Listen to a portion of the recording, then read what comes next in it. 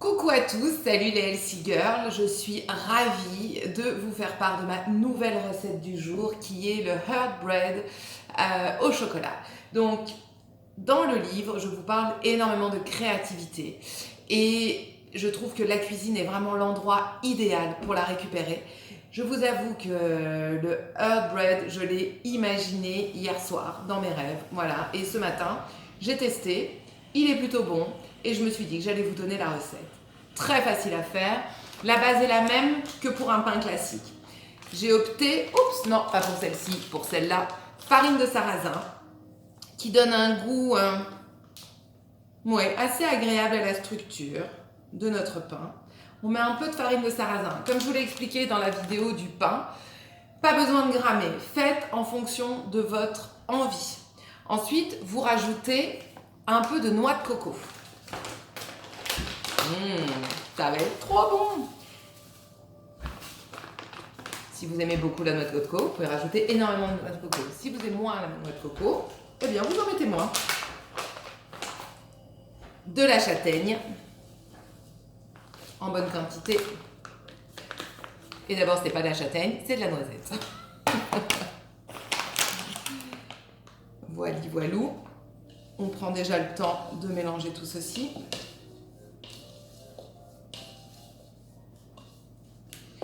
Là, nous rajoutons le levain de sarrasin. Vous pouvez grammer avec une cuillère.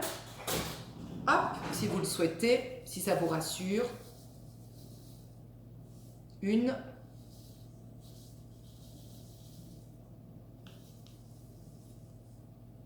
Et deux sarrasin et une pointe de mix-gomme. Vraiment quelques miettes. Et là, on est sur la fin du paquet. Vous mélangez bien tout. Prenez bien le temps. Ça sent bon la noisette, c'est canon, ça commence déjà à être dingue. Un petit peu d'huile d'olive, bio toujours. Voilà, quelques gloupes. On rajoute le sirop d'agave sans gluten.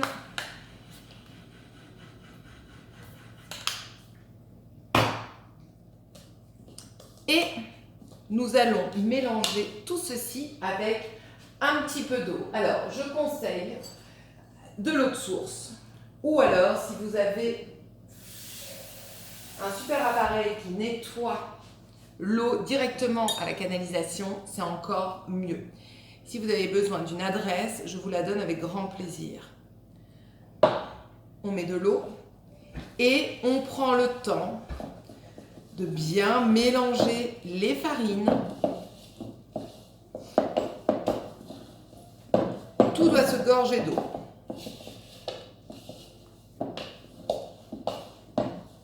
Prendre le temps de travailler la pâte. Hop, vous pouvez en rajouter un petit peu. Le secret, il est vraiment là. C'est le moment où vous allez mélanger vos farines avec votre eau. Prenez le temps de faire votre pain, prenez le temps de le faire poser, prenez le temps d'aérer. Et en fait, en gros, si vous n'avez pas mal au bras après votre pâte à pain, c'est que vous ne l'avez pas assez travaillé.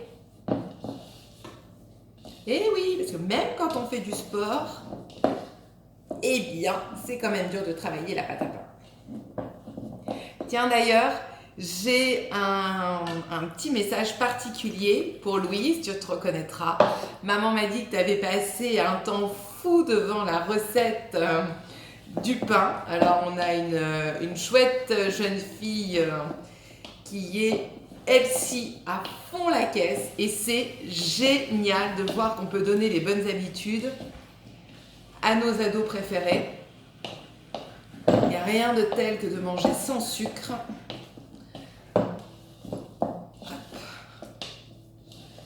Pour une top santé. Là, on commence à avoir une texture assez intéressante. Donc, vraiment, je prends le temps, je la retourne, je la retourne et je retourne et je tourne. Elle doit juste s'aérer. On va en rajouter un tout petit peu. Voilà. Pas plus que ça.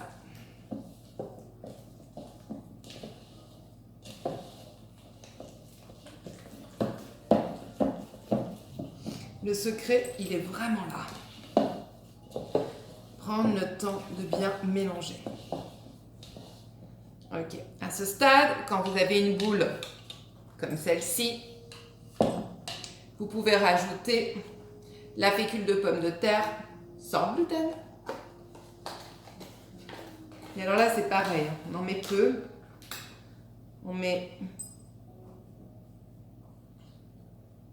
2 cuillères à soupe, ça suffit largement. Ça va donner un peu d'onctuosité à votre préparation, la souplesse.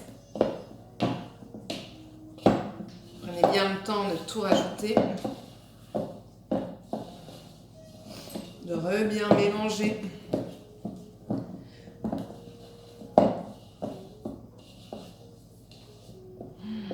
Ça va faire un effet bœuf sur vos tables de Noël. Ça, je trouve que c'est la recette idéale pour être jolie sur la table.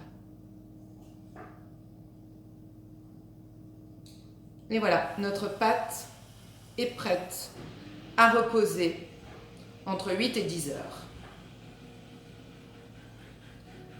On prend un petit torchon ou un sopalin, coucou, que l'on pose délicatement dessus, un tout petit peu d'eau, voilà, et on met à l'abri des courants d'air. Tadam, on est 8 heures après, votre pâte a gonflé, regardez comme elle est belle. On prend le temps d'à nouveau bien mélanger les ingrédients. Et c'est à ce stade que nous rajoutons, on va faire chauffer le chocolat, ça va assez vite. Donc pour le chocolat, j'ai choisi celui au sucre de coco des frères Dardenne. Il est juste dinguissime et certifié sans gluten. Donc j'ai pris, la tablette fait 100 grammes, j'ai mis 70 grammes de chocolat que je fais revenir avec un tout petit peu de lait d'amande, comme cela, à feu doux. Avec ma petite cuillère, je prends le temps de bien mélanger, de faire fondre le chocolat, que nous allons rajouter en fait à la préparation. On laisse le temps de prendre. Sur le côté, des petites écorces d'orange qu'on va rajouter également dans la préparation. Donc, les écorces d'orange, ce que j'ai fait, je les ai tout simplement, hop, on va mettre ça sur un torchon, je les ai laissés pendant une petite demi-heure dans de l'eau tiède avec un tout petit peu, une cuillère à soupe de bicarbonate de sodium pour enlever l'acidité de l'orange et pour être sûr que l'écorce soit bien nickel. On mélange à nouveau notre chocolat. Ça, c'est la partie la plus sympa. Alors de nouveau, quand on parle de créativité, dans ce pain, vous pouvez tout mettre.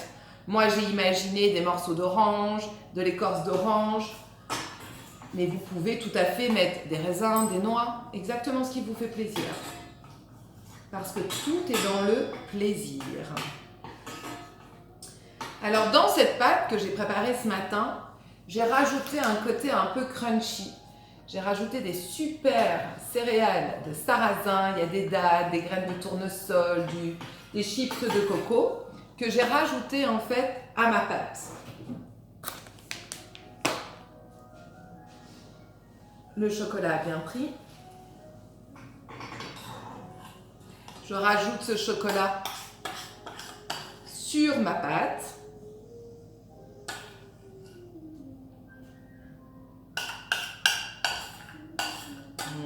Ça sent bon.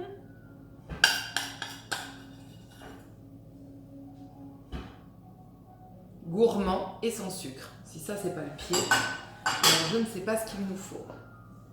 Et alors, nous allons rajouter les écorces d'orange.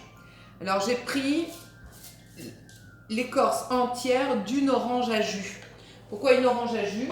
Parce que je trouve que l'écorce est beaucoup moins, comment dire, épaisse et donc plus agréable à déguster. Et alors l'odeur du chocolat qui se marie à l'orange, c'est juste un must. Et là de nouveau, on prend le temps, on remélange, on mélange, on mélange pour que le chocolat se mélange partout. Dans la totalité de la pâte.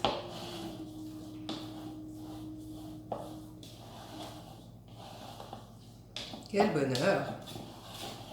Ça sent si bon.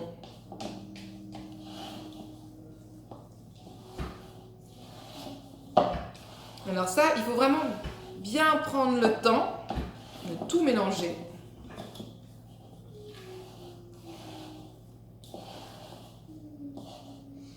Et alors, sur le côté, je me suis dit que je n'allais pas gaspiller cette belle orange à jus.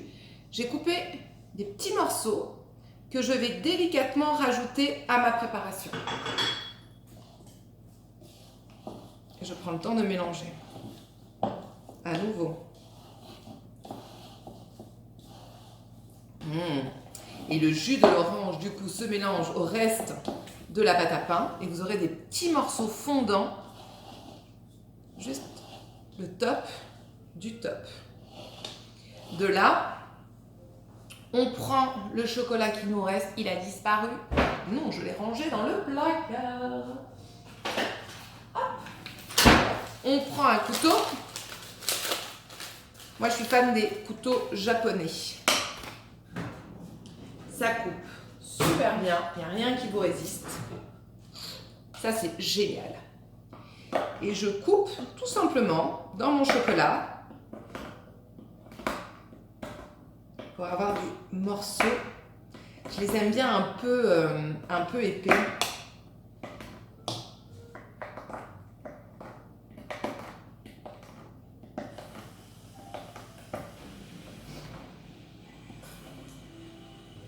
Et on rajoute ça également dans notre pain.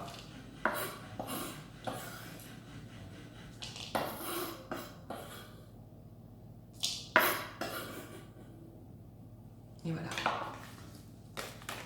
On prend le temps à nouveau. Ça va être dingue.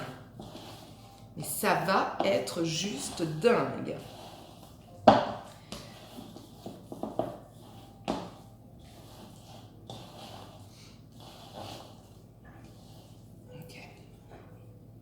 Pour ne pas avoir une pâte trop humide, parce que le secret aussi c'est ce côté un peu croustillant dans le pain, j'ai pris un tout petit peu de farine de riz et de châtaigne que je rajoute par parcimonie, mais vraiment à peine. Voilà. Pour absorber le liquide restant, pour être sûr que ma pâte ne soit pas trop comme une pâte à gâteau, c'est pas le but. C'est vraiment de faire un pain de Noël, enfin pour les fêtes de Noël ou autres, ça peut être aussi pour les anniversaires, sans sucre, ou pour les brunchs. Pour les brunchs de Noël, ça c'est quand même vachement sympa en famille. Là, on voit la texture, hein, à quel moment il faut... Ah, là, je rajoute encore un tout petit peu, c'est encore un tout petit peu trop mouillé.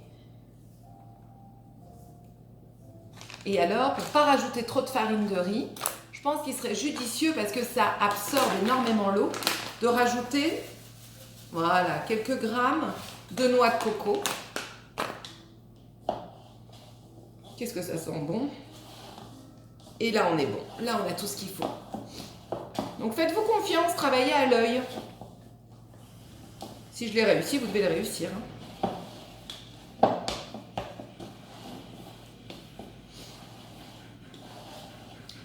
Je trouvais ça bien de vous faire voir vraiment toute la préparation jusqu'à la mise au four. Alors, de nouveau, moi, je le fais vapeur.